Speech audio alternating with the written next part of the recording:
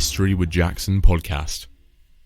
Hello and welcome to the History with Jackson podcast, and welcome to the Katharine of Aragon Festival special series in partnership with Peterborough Cathedral and Peterborough Museum. Now, this special series is looking and covering the Katharine of Aragon Festival. We will be speaking to some of the historians who are giving Tudor-focused talks and tours around Peterborough and Peterborough Cathedral. We will also be speaking to some of the amazing living historians who are reenacting parts of Catharine's life. This festival commemorates Catharine's amazing life from the 25th to the 29th of January 2024. And if you hear any part of this festival coverage, do try and get down to Peterborough Cathedral to experience some of the events that we are covering. All the information for the events will be in the description below. And without further ado, let's get into this episode of the Katharine of Aragon Festival Special Series.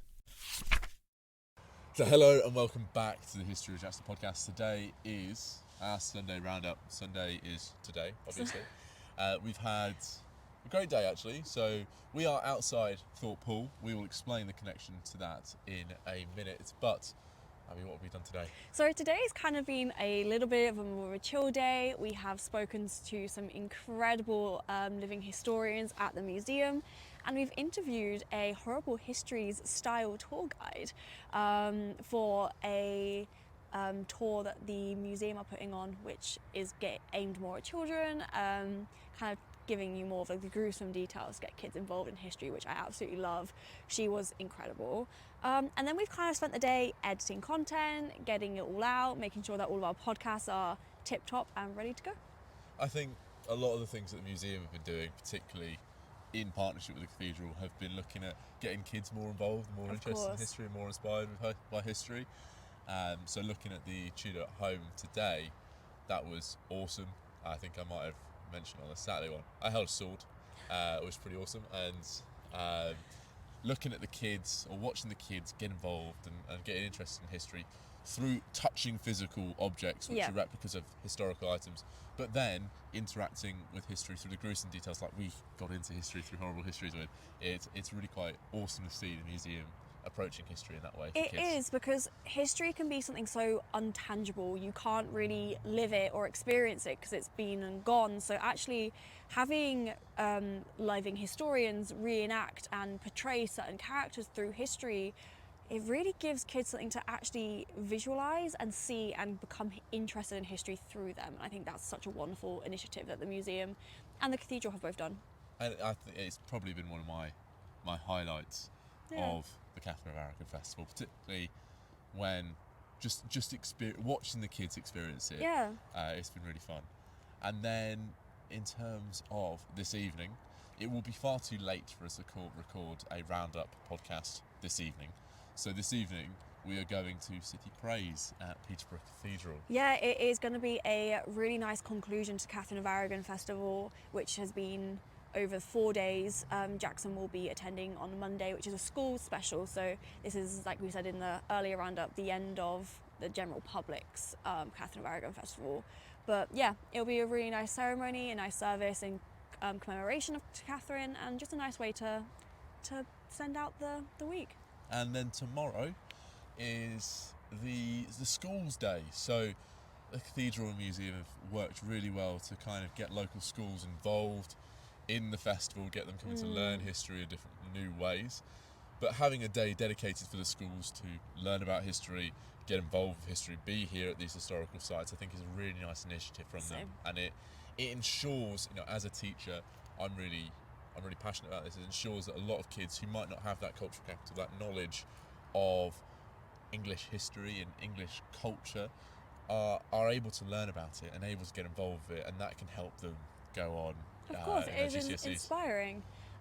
But the elephant in the room, Jackson, why are we at Thorpe Hall this evening? So Thorpe Hall is one of the most impressive buildings in Peterborough, but it's outside of the cathedral. Yes, outside of the cathedral. One of. But it is away from the city centre, and we don't often see some of these beautiful buildings outside the city centre. And we are here because technically it is part of the cathedral. So some of the stone that we used to build the wall, that was used to build the hall, was from the Lady Chapel from Peterborough Cathedral. Which was unfortunately destroyed around the Civil War era, and was really kind of brought over here as part of that ransacking of the cathedral.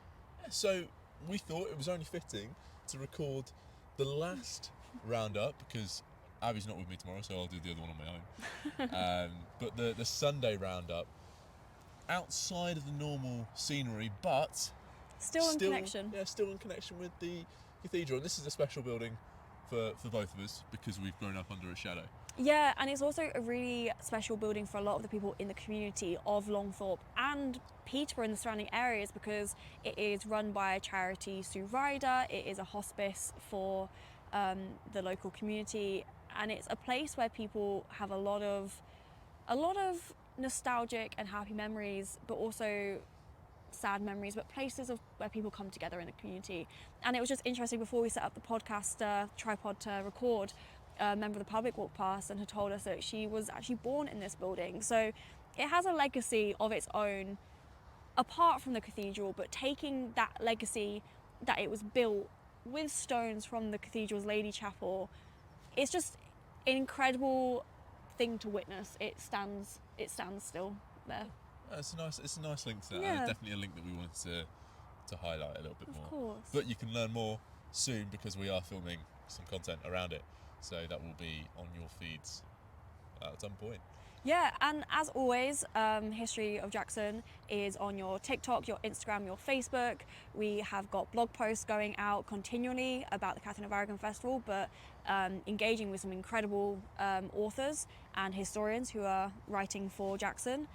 So yeah, keep tuned, stay tuned, keep in touch, and let us know if you have any questions on our social media that we can answer for you. And if you're one of the new listeners of the podcast coming through any of the new following on TikTok or Instagram, welcome to the podcast. I hope you're enjoying it. It's been really humbling, a really great experience to see people engaging with the content online. That's slightly different content from what I've usually been doing. So yeah, well, thank you very much. I hope you enjoyed this episode. I hope you enjoyed the bulk of the content for Katharine of Aragon. Some more will be coming out, and yeah, thank you. Have a good day, guys.